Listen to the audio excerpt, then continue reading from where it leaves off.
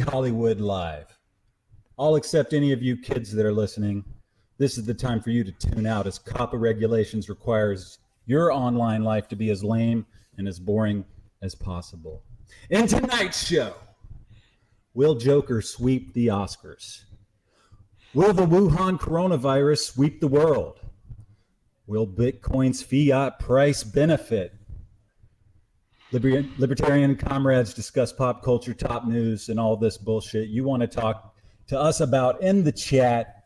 And for you listening to the replay as well, welcome. Darth Yoda. Anarcho DiCaprio. How are you, my friend? Doing okay. Yes, I am dressed for the Oscars. I see, like you've upgraded from the red shirt, the Star Trek red shirt from last time.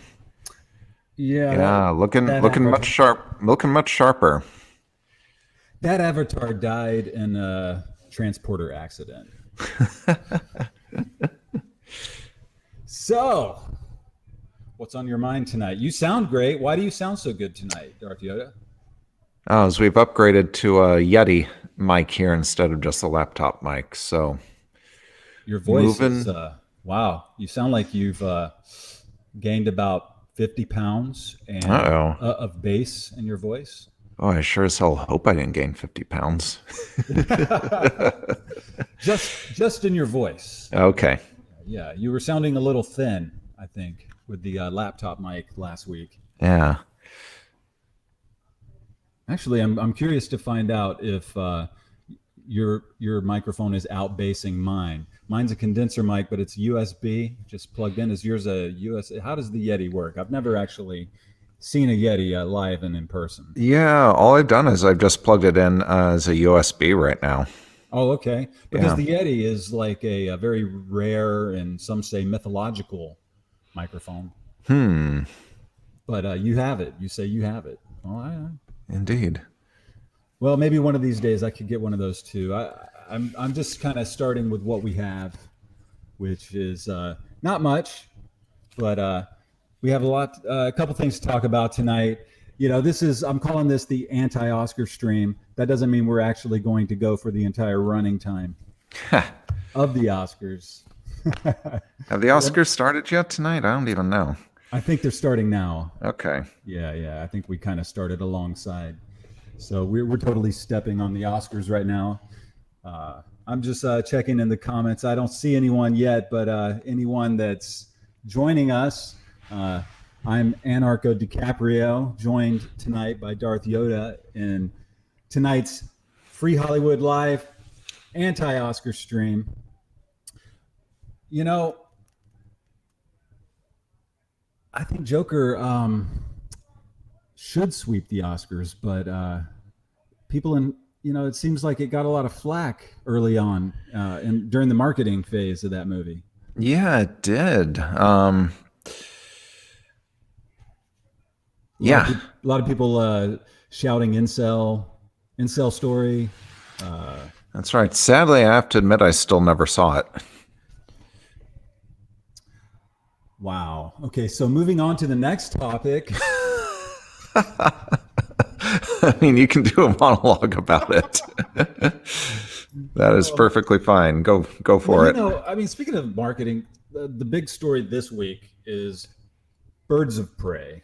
That's right. Harley Quinn gets woke, goes broke. No, is that what you've heard? No, yeah, that's what I've heard. Yeah, I mean, definitely taking a hit, but here's the thing. They definitely had the woke marketing going for them. The actors were saying that the movie is a feminist movie and that it's going to make chauvinists afraid or whatever. We've heard all this before. This is the same kind of line they were using on Terminator Dark Fate when they were marketing that movie. Mm-hmm. And I kind of hear this again and again. And what it seems to me is when they have a movie on their hands, a real of a movie, this is when the marketing department kicks in with the woke marketing, basically trying to guilt a few more dudes to come out and see the movie. Yeah. Do you think that strategy will succeed on this one? Well, I mean, did it succeed on Terminator Dark Fate? or Charlie's Angels or Ghostbusters 2016. No. I mean, the only one that it kind of seems to have worked on is Captain Marvel.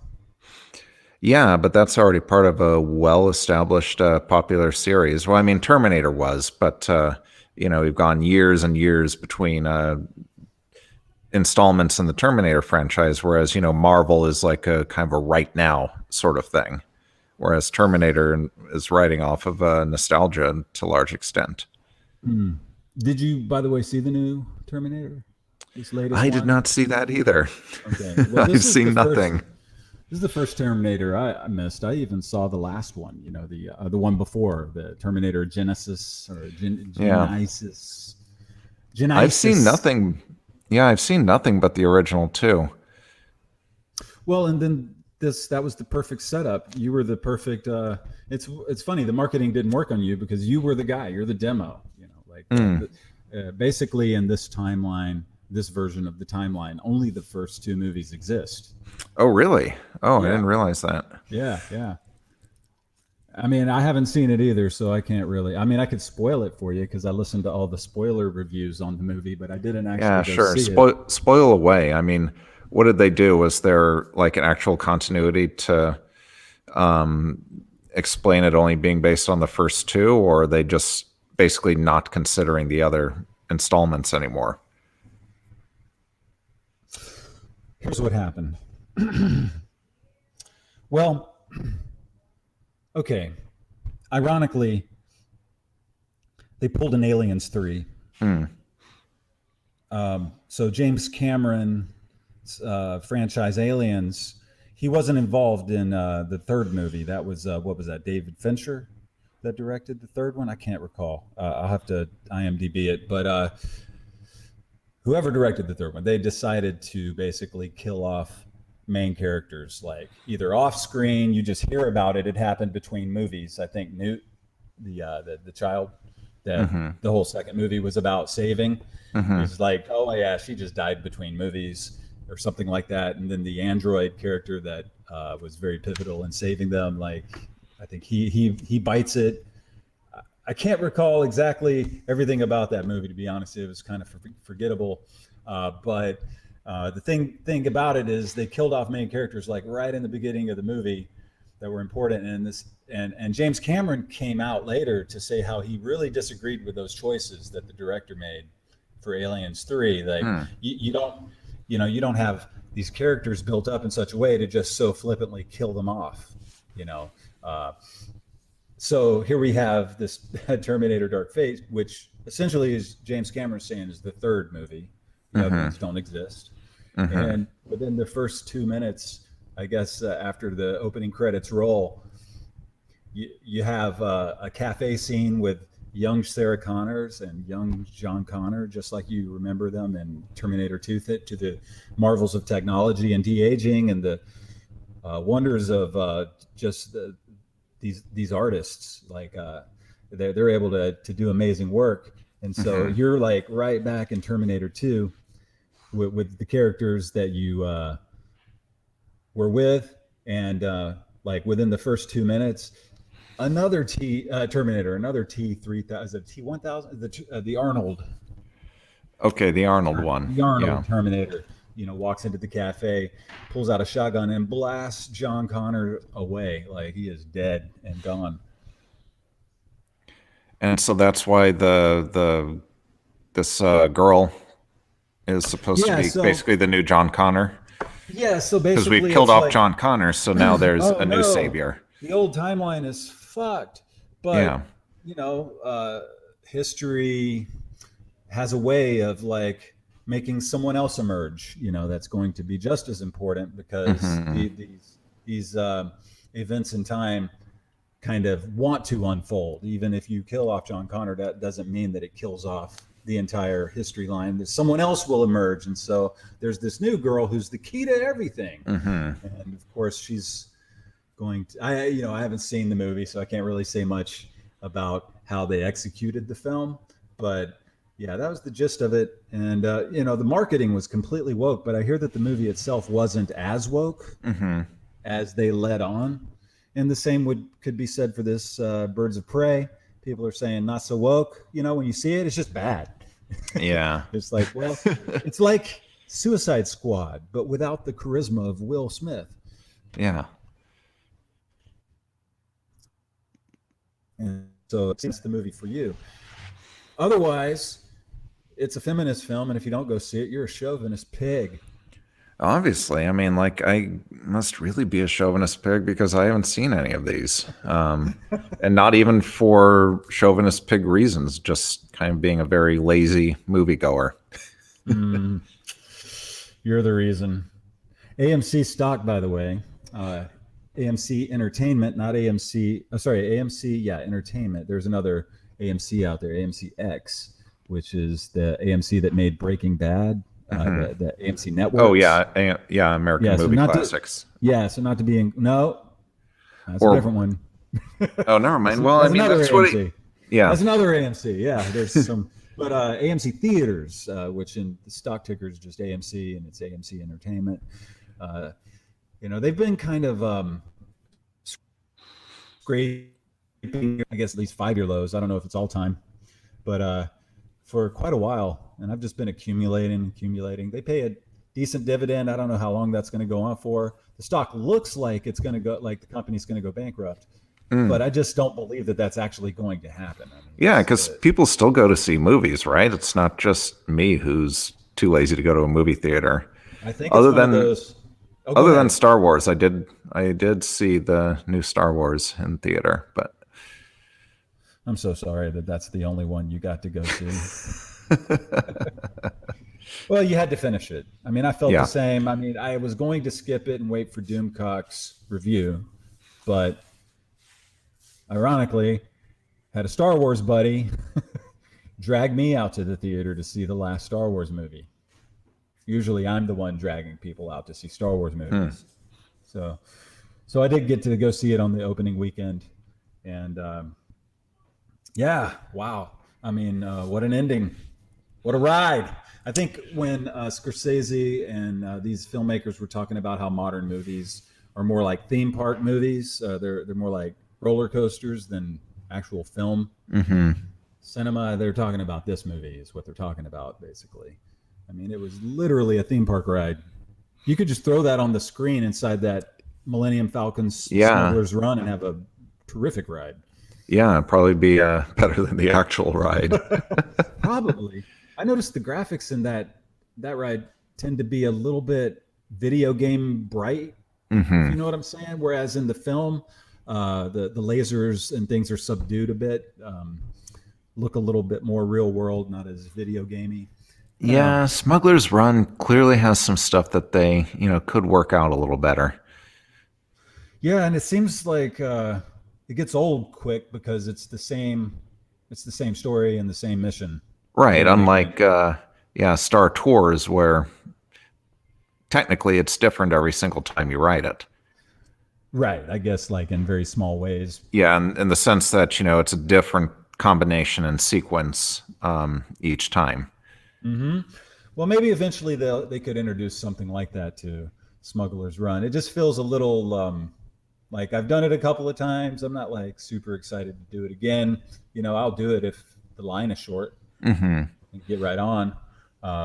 I'm mainly interested in doing Rise of the Resistance, not to change topics or anything, but it's relevant. Super excited about checking that out, even though it's Disney trilogy characters only in that ride. But for so many people that are theme park fans say that that's their come to Jesus theme park ride right there.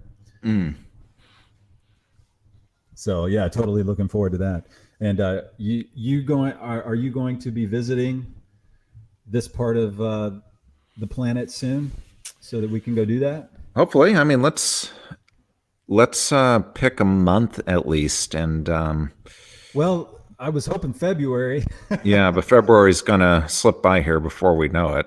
Well, I'm headed out March probably. So remember, I think we talked about I'm in New Orleans at the end of the month, and so we were kind of considering. I'm going to Louisiana in March probably. Okay, so we might miss each other down there then. You're going there at the end of this month? Right. Basically, like Okay. basically, like literally right after Mardi Gras. Right. Oh, okay.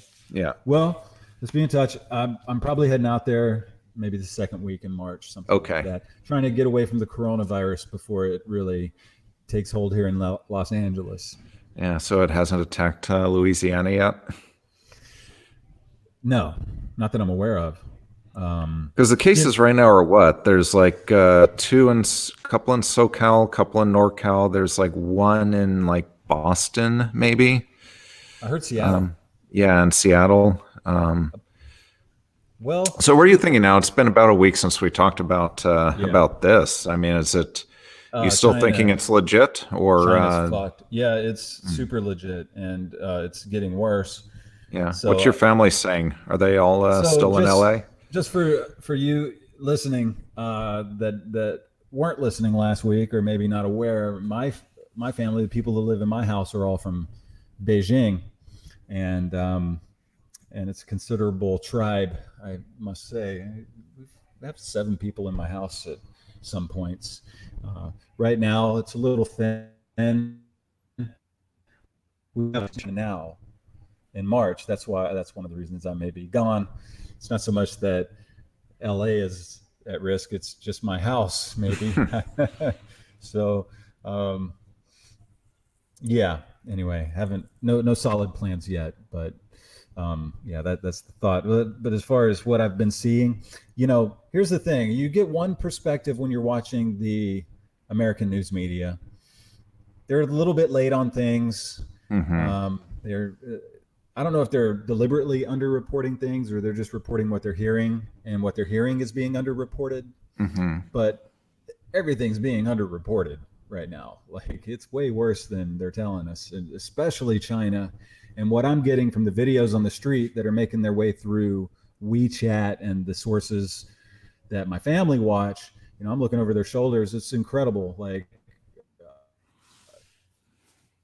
hospitals is a common sight right now, uh, just teeming with people, and they've rounded up. And here's another thing that was a little disturbing. If they suspect a person is infected, they'll send Mm-hmm. in the hazmat squad to forcibly round the person up, and they'll stick them in this metal box that's basically been makeshifted into the back of a flatbed truck, and haul them off to the concentration camp for what do you call it? Isolating the people with the virus. Oh, quarantine. There it is. Thank you. Yeah. It's the concentration quarantine camp. Mm. So they have several of those. This being So compared, are there holes, essentially holes in the Great Firewall? I'm oh somewhat yes, surprised that this amount of yes. stuff is Smartphones have getting out. cameras. Yeah, smartphones have Yeah. videos. That's true in China as it is here. So People in pretty much China, like the Great Firewall doesn't work the way it did, pre-smartphone. it works. It's just that this is so important that people are willing Yeah. to risk. They have their VPNs and things. They may not use them all the time, but in case of emergency, or if they just absolutely have to get a message out, or Hmm. find something in American news media, they have that available to them. Those that are set up for that. I mean, there's a lot of farmers and uneducated people in China that are totally Right. not even on the internet or anything like that.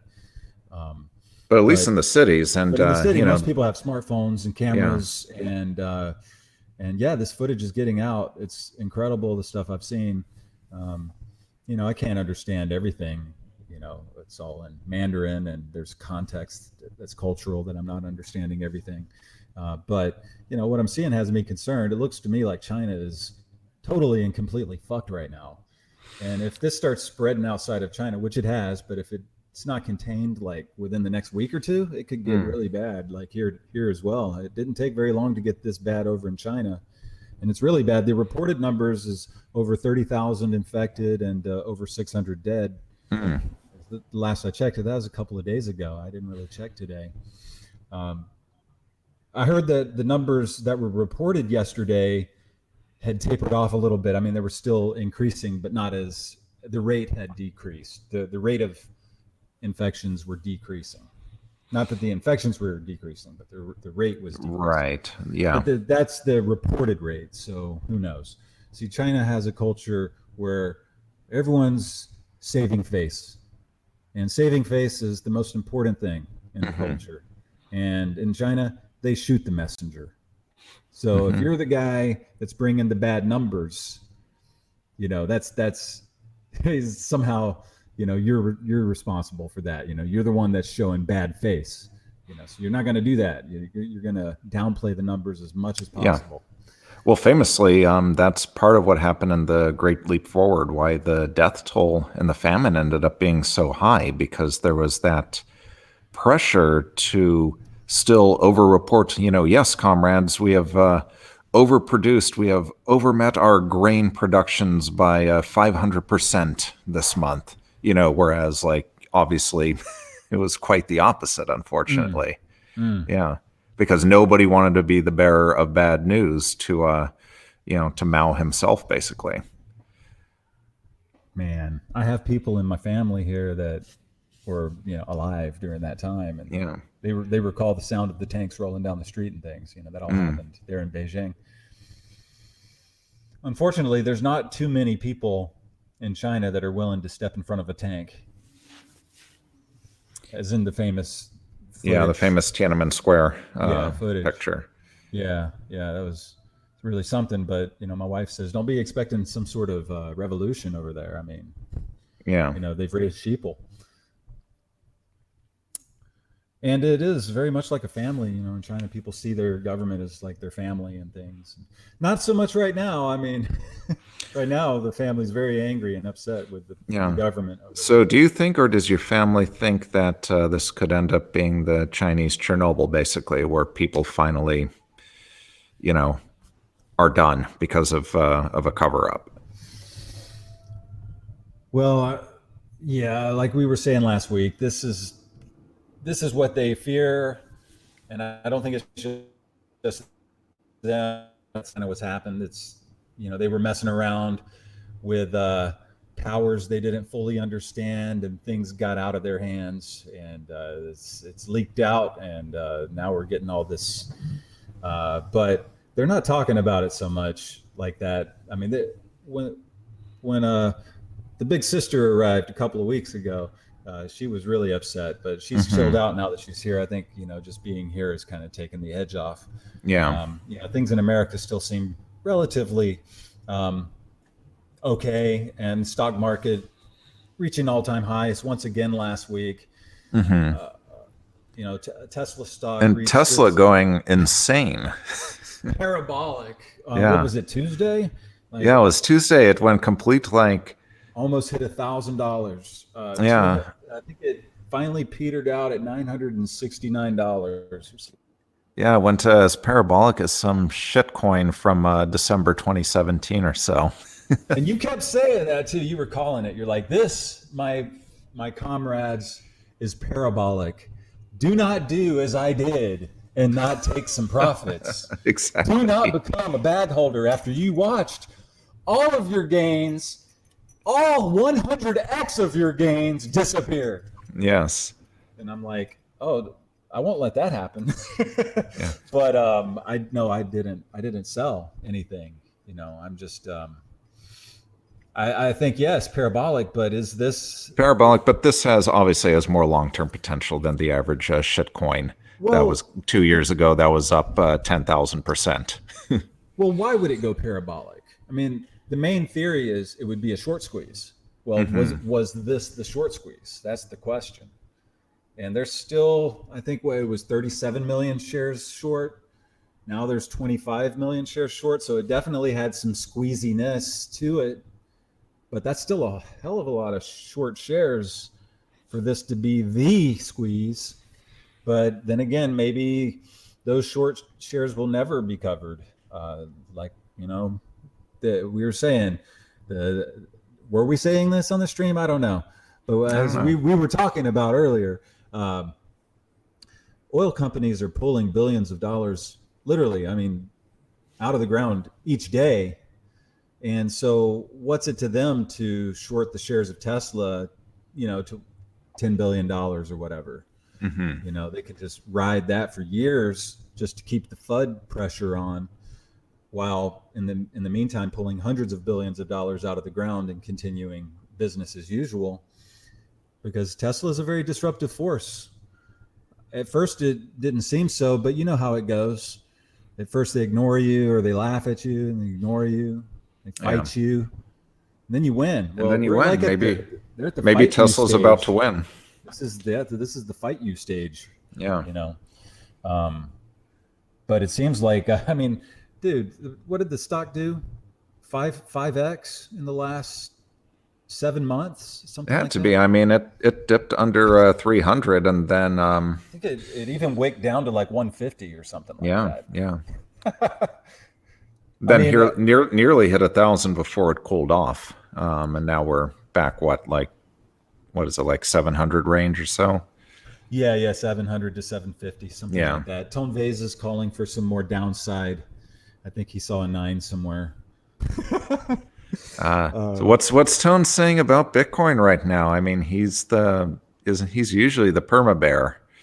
Right. So he's saying that Bitcoin is right on the line of being bullish, or it's right on the line of becoming bullish. And this week's candle closes. I think it's either going to close in the next 30 minutes or it just closed 30 minutes ago. And he's like, you know, depending on how this weekly candle closes, I mean, it appears as though there's more upside. He says, you know, it's just consolidating between 10,100 and 10,200. And the longer it consolidates near that rejection zone, the less likely it is to reject. So it's likely going to break out. And he's like, but I'm not bullish until it does. In fact, I'm not really bullish until it's past 13,000. Mm-hmm. But, you know, at least I'm more bullish if it goes higher from here. And he's like, but it's happening too fast. You know, just like I was warning last time. I'm speaking for Tone Vase. Maybe I should do it in his voice. You know, guys, I don't know, guys. I'm not going to be bullish until it's 13,000. Well, that does seem like a reasonable. That does seem like a reasonable spot. That's 13,000 is about where it peaked. Its last run up over 10,000. Yeah, he's not wrong. I mean, he actually is as wrong as he seems to be. He's actually not that wrong that often. He's just a gambler. I mean, the problem with Tone is he's a gambler.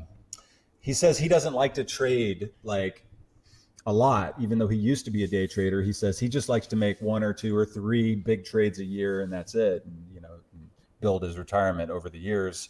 Just make sure that each trade he takes are set up properly, you know, and all the indicators and everything is lining up, and it's like the perfect high confidence trade. So he says that's the only trades he's been making for the last several years, which means he really hasn't been trading much at all.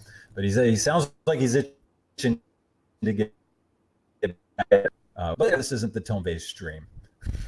But I do recommend checking out, if you're interested, any of you out there interested in learning technical analysis, charting, trading via technical analysis and charting, I would recommend checking out the Tone Vase YouTube channel. He's definitely been one of the most consistent YouTubers in the space for the past like 5, 6, 7 years. He's been doing it for a while. So, but he knows his stuff. He's very good at TA. That's for sure. People get annoyed with him because he's a Bitcoin maximalist. You get annoyed with him because he's a Bitcoin. Well, no, I wouldn't say I do. No. Although he had a very entertaining debate at PorkFest last summer. With who? Over that. No, I don't even remember. I think it was Jeffrey Tucker. May have been on that. And Jeffrey Tucker. Yeah. Yeah, he's into altcoins. Yeah. Jeffrey Tucker, by the way, just for anyone listening, is part of the Mises Institute. I believe he is the administrator of their website, and used to be. I mean, that was kind of an acrimonious split, I suppose.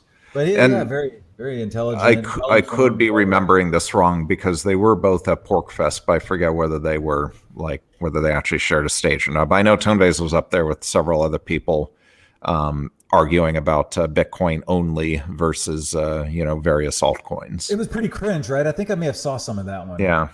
But the most cringe one I think I've ever seen was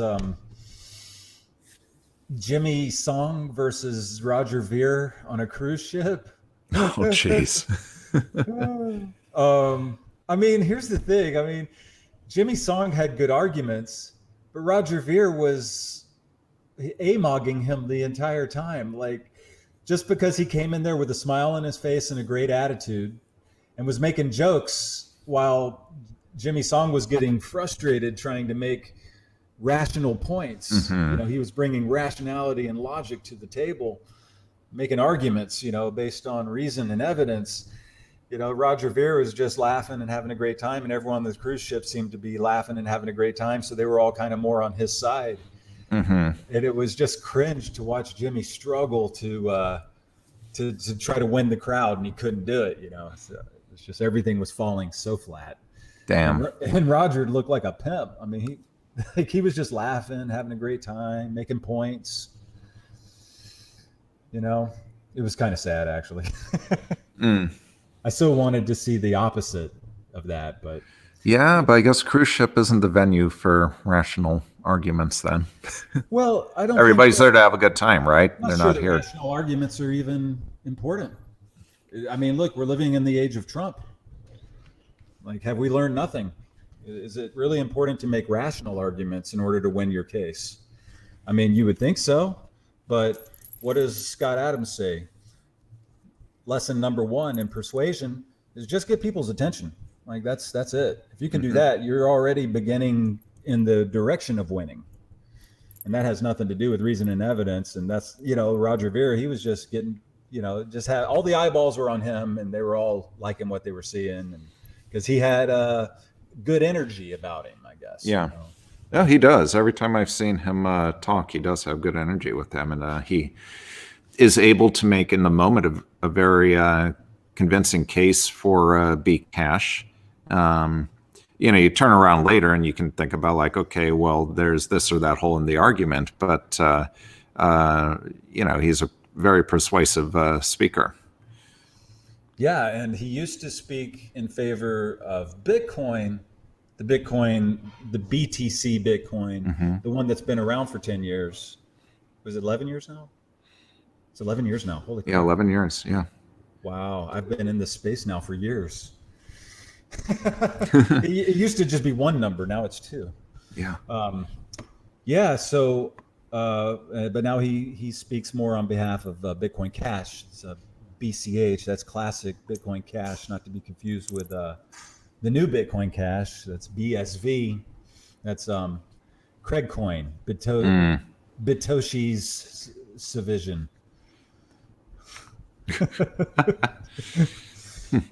I love how like nobody's hating Roger Ver anymore. I mean, he was seemed like he was the enemy when Bcash launched, or at least the enemy of a lot of people, and those same people now mostly just hate on BSV. Well, that was just there's kind of this time. There's kind of like this sort of acceptance of Bitcoin Cash. Yeah, it seems. It's so funny to see that now. Whereas when I first got into crypto and all of that Bitcoin Cash split, SegWit debate was happening in the space just before I arrived. Right. This was all like summer 2017. Right. And I was aware of Bitcoin. I even promoted Bitcoin as an alternative to fiat and things like that. But as far as investment asset, I don't know. It's weird that it never really crossed my radar until it hit $10,000. Right. But isn't that what happens? This is like, I'm just another person out here. There's nothing special about, I'm just one of the mass. It's part of the mass mind that was awakened at $10,000. When Bitcoin hit $10,000. Here's what it is. Let me just tell you the quick story. This would be relevant for our libertarian listeners. Most of our subscribers were during the libertarian days, the Ron Paul days. So you people might appreciate this. Back in what year? 2014. I worked for Adam Kokesh. He had been in prison for a little while after the shotgun July 4th incident. Was it that, or was it the weed thing? Well, it was one or the other. I don't even combination remember. I mean, of the both. They ended up locking him up for like 3 or 4 months, and yeah, in the DC jail or something. Yeah, it was a detention center of some sort. And, yeah. I mean, like that. I mean, it was real prison. But anyway, his whole operation kind of fell apart while he was gone. And so when he got out, he started over again in Los Angeles, rented a house, hired some people, got a bunch of volunteers and interns, and tried to get the whole operation started again. He basically brought me on to be his producer and to set up the studio, to get the live stream running, and then to produce the live streams, and then to later post content based on live streams. I didn't really make it that far into the job. I quit right as things were getting rolling. It was a little bit chaotic in the house and kind of a toxic environment. I don't ever say that. That's how toxic it was. So I kind of left. And but love Adam. He's been an inspirational guy and all that. But here's the thing.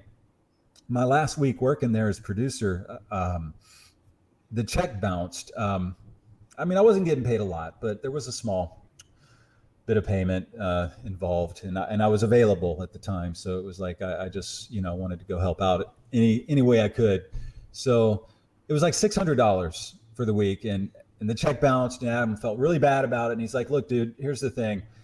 I guess we're not going to have the cash, but I have this bag of junk silver that's worth $600, or I have this Bitcoin that's worth $600, because at the time in 2016, Bitcoin just happened to be $600, right?" Mm-hmm. So I asked my wife, and she's like, "Well, take the silver. At least that's something physical, tangible. You can just add it to your stash." I'm like, "All right, just do that." I don't know about Bitcoin, so I just took the silver. And then I didn't really think about Bitcoin again until it hit $10,000 in 2017, and I was like, "Wait a second, you mean the $600 Bitcoin just hit $10,000?" Yeah, and silver probably was, I don't know, how much was silver at that point? Because silver still hasn't gone back over $20 last I looked. It's, No, I bought silver at like $18, and it's still about $18 today. It has not kept up with inflation. I am very disappointed with you, Peter Schiff. You told me it would keep up with inflation. Well, I just saw some Peter Schiff piece the other day where he was making another argument that one of these days silver is going to go, nuts, basically, because one of the indicators, I mean, I'm not an expert on trading metals, but supposedly one of the classic indicators is the ratio between gold and silver. And that's apparently been ridiculously out of whack for years. That silver has a lot of room to catch up, to get back to what the ratio historically has been. Yeah, I mean, I have plenty of silver paperweights. I tell you what, yes, as do I. Do you have any that are like 100 grams? I have like a bar, a couple of them, man. They're so heavy. You can use them as weights. Yeah. But anyway, I went hard into the silver back in 2008. I went less hard into the gold, but definitely bought gold back then, which has been, it's doing well. Yeah, gold's finally turned around. We're not at all-time high yet, but we're solidly over 1,500. And where is silver today? Have you checked the price lately? Oh, not lately. Let me pull it up. Whenever the last time I checked, it was, high 17s, low 18. I have the Kitco app. Let me pull it up real quick. Silver is now 1778. Okay. Is the ask. That's about what it's been. It's been, ranging from something like that up to a little over 18 lately. Well, it's an incredible metal, but the market's not so impressed, apparently. So yeah. I'm still hanging on to what I have for sure. I mean, the idea was during a collapse, you could trade it for bread and milk and whatever you need. I don't know anymore, man. I don't know anymore. It's been so long since I've been holding it. It's just still $18. Yeah. Oh, so we have some comment. says silver dishes, coins, etc. Yeah, there's an intrinsic value to it. You know, we had that video we made, the bank run video, where our other comrade Justice was making the point to the guy on the street that, you know, a gallon of gas, which was like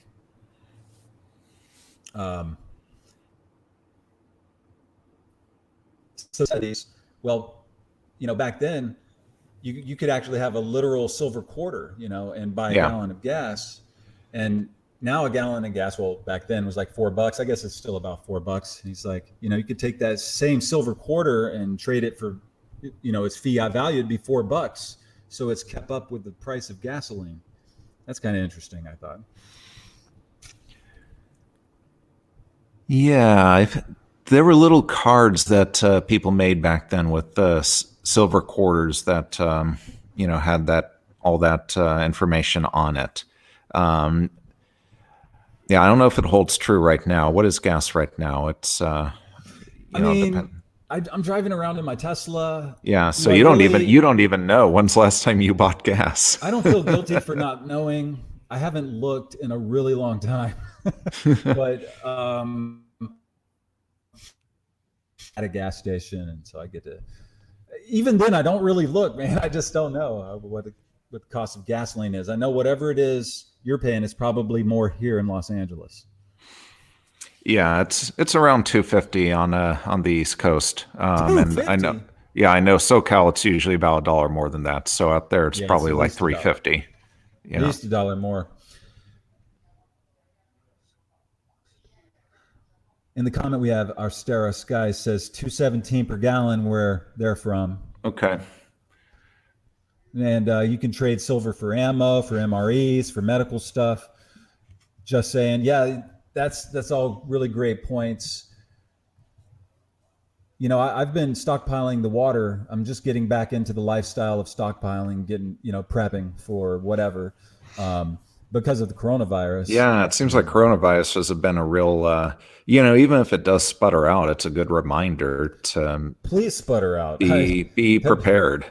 Yeah, because one of these days something might not get sputtered out. Yeah. Oh, Kansas, $2.17 per gallon. Well, you know, LA, it's definitely over $3. I've seen it over $4. It just depends on where you are. Yeah. I saw it approaching $5 again at one point. But I haven't seen it over $5 again like it was back in 2008. Remember that? Mm-hmm. Oh yeah, things got crazy back then. The recession was full on. Everyone was losing their jobs, and gas was like $5.50 a gallon. You could find diesel for like almost $6. Mm-hmm. It was wild, and everyone was thinking about electric cars at that point. But there was no Tesla yet. But maybe, you know, similar to how we've always argued that Bitcoin came out of the 2008-2009 collapse. In a way, I guess Tesla did too, and I didn't really think of that until you just reminded me of how bad, you know, the price of gas got back then. Definitely. And here's another bit of advice: be careful with water to make sure it's sealed. Yes, sealed. Mm-hmm. Also, keep it out of direct sunlight when you're storing it. It's good to cover it. You know, light gets to your water, especially if it's not distilled water. It can eventually start to grow bacteria inside of it because they're just little living organisms that live in there that they're okay to drink. You're not going to see them, but if you store it for long enough, you'll begin to see them because they'll start to colonize and take shape and formation. You'll start to see like veins of green appearing in your water bottle. Yeah, not good. Yeah, not good. So definitely keep it in the dark. Distilled, I think lasts a lot longer than any kind of sparkling or spring or any, you know, that's basically municipal water they're pulling in from some place that actually has better water than you for the most part. But the distilled is going through a process that's going to take a lot of the stuff out that could cause that. So don't reuse milk jugs. Yes, do not. No. All right. Well, that's good. You know, I prepped so much. In 2008, I prepped so much. I felt ridiculous prepping so hard in 2008 because no one seemed concerned. But, you know, we were listening to Ron Paul, and he was warning us of the recession before it really happened, right? You remember? Yeah. This is before Bear Stearns. right? Yeah, I mean, Ron Paul was talking about this stuff, years before all that went down, and everybody just kind of rolled their eyes at him because the conventional wisdom circa 2006 was, nope, this the boom is going to go on forever now. Right, and he called it. He and Peter Schiff and a few others called it and said, nope, the party's over. Nope, we haven't seen it in the charts yet. Nope, but it's coming. And I think Peter Schiff was very specific and even called out Fannie and Freddie. Mm-hmm. And yeah, sure enough, it happened. But before it happened, we were just catching wind. And I think the Bear Stearns thing had just happened. And I recall them saying, this is not a recession. This is not a bailout, right? That's right. Yeah. Okay, it's all coming back to me now.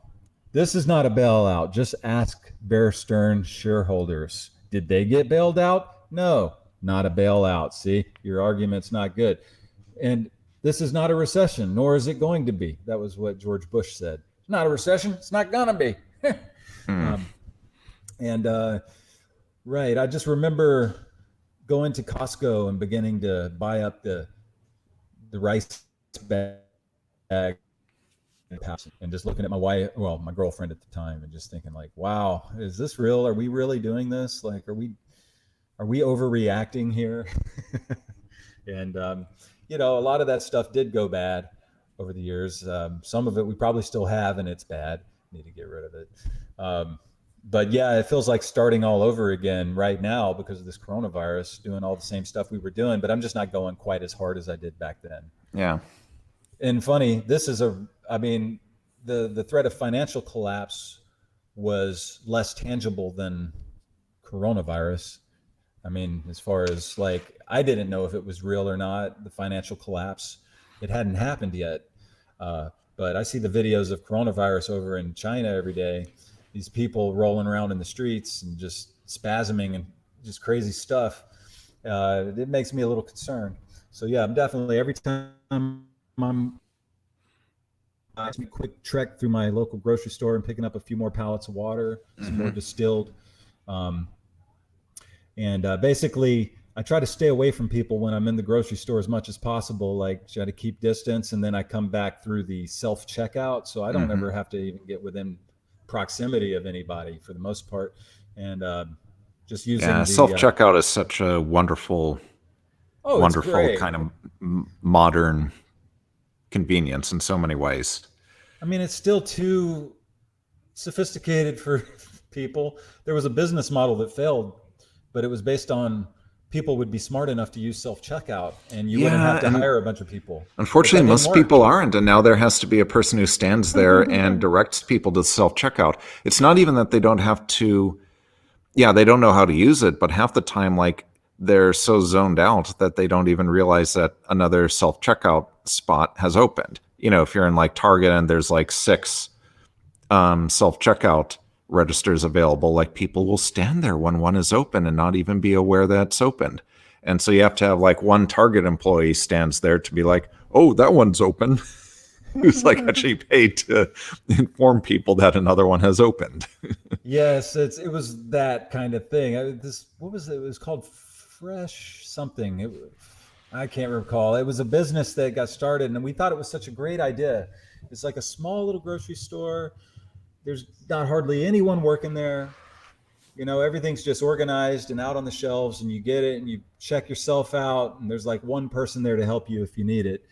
But eventually one person turned into 2, and then into 3, and then into 4. And then before you know it, it's like they're fully staffed again. And I'm like, this whole business model just broke apart, and then they went out of business. Yeah. So that's just because, like what George Carlin said back in the day, think about how dumb the average person is. Well, half of them are dumber than that. Exactly. Not that I'm any genius, but my God, I've needed help from time to time. Had like a big item, I needed someone to come scan for me or whatever. But I mean, it's not that hard. It's not that hard to be aware when one of the self-scan registers opens up. Walk over there, scan your thing and put a card or a $20 bill, no crypto yet, into it, and then be on your way. You may have to enter a phone number just to get the ID if you're signed up with their rewards program. I mean, there are complications, but if you can handle that, you'll be good with self-checkout. But yeah, I think the vast majority of people still don't do it, and the ones that do usually mess it up. So yeah, don't start any businesses based on that. We got a few more little tidbits of advice over here in the chat. I just wanted to roll through them real quick. Don't throw away any meds. Okay, that's good advice. So even if you don't know what they're for, hang on to them. You'll bump into somebody that can tell you what they're for, and it might be exactly what someone needs. Yeah, or somebody who needs it, exactly. Even if it's not you. Yeah, that's right. Yeah. Shop in the middle of the night. Yeah, if you know a 24-hour grocery store, you can go in the middle of the night when there's barely anyone there. Most folks are morons who won't take their time and follow the directions. Yeah. Well, and those are the people that probably won't survive if a major catastrophe breaks out in the modern world. Hey, I don't know that I'll survive. So, and I'm Jesus Christ. I'm Darth Yoda. I've survived for like 900 years. Well, at least 50 in the new series. Yeah. And even though you're a baby of just a toddler's young age of 50, you were still around during the prequel era. That's true. So amazing. You're the best. I miss you. Oh, by the way, I canceled my Disney Plus. Oh, you did? Yeah, like 2 weeks ago. And it's the reason why is because I kept trying to go back and watch the entire Mandalorian series. Mm-hmm. What was it, 8 episodes? There's about 5.5 hours worth of content there. Yeah. It wasn't a long series. It's not long, and it was good. I liked it. And yeah. And you would think it would be super easy to just sit back down and watch 5.5 hours of content that I loved. And 1 week went past, another week went past, and I still hadn't done it. And I started want to watch it's just like maybe 4 episodes that I want to watch. Mm-hmm. And then another week's passed and I didn't watch any of the 4 episodes that I wanted to watch. So I canceled Disney Plus. I'm like, look, what I'll do is when they're finished with the second series, we'll binge the first series as a warm up to it. Yeah. So I'll get it back, so, here's the thing, just send in that message. We want more of this and less of that other bull crap that you're putting on the big screen, more story-based, character-based stuff that's reminiscent of the Star Wars that we know and love, and less of the stuff that you've been cramming down our throats calling Star Wars and trying to convince us that it's true. Okay, so that's enough of the Star Wars talk. But yeah, as far as the prepping, man, definitely prep. Yeah, I know a lot of people within libertarian circles and on the Lou Rockwell blog calling this made up nonsense, but like our buddy in the chat says, it's already past the bird flu as far as numbers and statistics, and pretty much in all the bad ways that they were tracking bird flu. This one is worse. So just prepare yourself. It's better to be prepared and then not need the preparation than to find yourself needing the preparation and not have any or be ready. So take the time and get yourself ready, if not for yourself, for your family or for your neighbors or for other people that might be looking to you for a little bit of help and a leg up when things get really bad. But hopefully they never will. Yep. Yeah. Right on. Well, thank you very much. I appreciate you saying this. I can show this. Thank you. Right on. All right. Well, thank you. Tonight. Yeah. The Oscars. We are not tuned into this. The anti-Oscar stream. Thank you for tuning in to the Free Hollywood Live anti-Oscar stream. Yes, it's grown-up topics, but sometimes we venture down into Star Trek and Star Wars and pop culture and Doctor Who and all of these things. So that is for grown-ups too. It's just for us man babies. That's right. As Ruin Johnson like to call us. Right on. What else were we talking about tonight? Oh yeah, Bitcoin is back above 10,000 because, well, coronavirus, because all kinds of things. Who knows really why Bitcoin does what it does, but I can tell you why it has the value that it has. People often ask, well, does Bitcoin have any value? Yeah, Justice, who's not with us tonight, was bringing that up on our right. group, He was like, I'm a group little chat confused. the other day. Yeah. Isn't Bitcoin just another fiat? And that was like when I said to myself, I have failed you as a friend, Justice. I have been talking to you about Bitcoin for 2 years, and you just asked me, is it another fiat? I have failed you, my friend. That's my bad. So, no, it is not another fiat, because fiat is a thing that you put into a bank where it can be levied and liened by a divorce court. But when your wealth is in Bitcoin, that wealth is yours to keep, and no one can touch it. No government, no person. I mean, the only way they could do it is to force you to give your private keys away. But most people don't even know those, so good luck. Right. There's so much Bitcoin just lost to the ether. We're not talking Ethereum. Yeah. We're talking to the digital ether of just people losing People their who have private lost keys, their keys and just sent it somewhere, didn't know where, it's just gone. yeah. Yeah, don't let that happen to you. That would be that'd be a horrifying thing to consider right now. Little crypto advice from Free Hollywood Live tonight. If you're going to buy crypto, whether it be Bitcoin or any of the other coins, altcoins, Ethereum, Litecoin, Bitcoin Cash, Bitcoin Satoshi, Craig Coin Vision,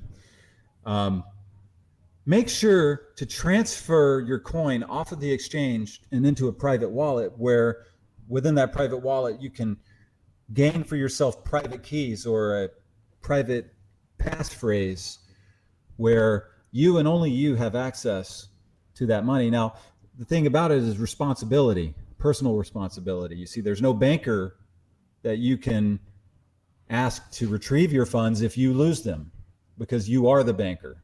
These are your funds. You're in complete control. You own the private keys. You are the bank, and that money is yours to keep, and nobody can touch it. That is the value of Bitcoin. That's the intrinsic value of Bitcoin. Like I said, no divorce court can touch it. And sorry, that's only the value to people holding Bitcoin going through divorce. But there's plenty of other ways that you can think of value in Bitcoin. You can walk into a country and declare that you have nothing to declare, but inside your brain you have 24 words that represent your private keys that you can conjure up once you're into the country and pull billions of dollars down. That has a value. Absolutely. I think. Yes.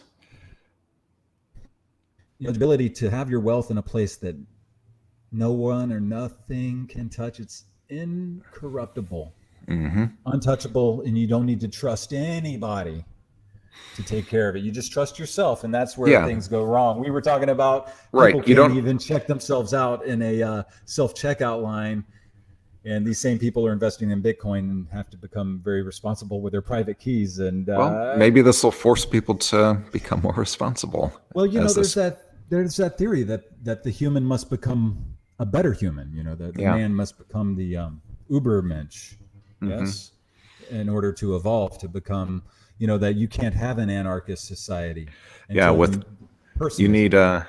can't have an anarchist society with Untermensch who cannot use the self-checkout line. You need Ubermensch who can at least accomplish that. Is that the standard for Ubermensch now? If you can successfully scan an entire cart of groceries by yourself and get out of there without help.